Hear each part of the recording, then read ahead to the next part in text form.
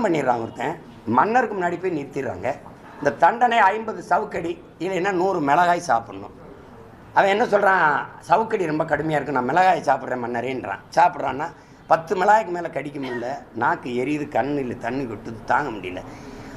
மன்னா நான் சவுக்கடியே வாங்கிக்கிறேன். சரி நடக்கட்டும் அப்படின்றாரு. சவுக்கடி வாங்குறான். 10 அடிக்கு மேலே வாங்க முடியல சார், பிஞ்சு ரத்தமாக ஓடுது. மன்னா என்னால் முடியலை, நான் மறுபடியும் மிளகாயே சாப்பிட்றேன்.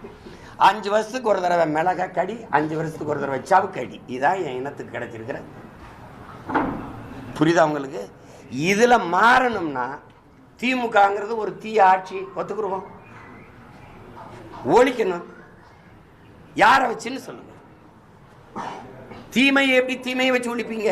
நபிகளார்கிட்ட போய் தீமையை எப்படி ஒழிப்பீங்கன்னு கேட்கும்போது நபிகள் நாயகம் அலைஹிஸ்ஸலாம் அவர்கள் சொன்னது, நபி தீமையை நன்மையை வச்சு தாண்டா ஒழிப்பேன், நேர்மையை வச்சு தாண்டா ஒழிப்பேன்.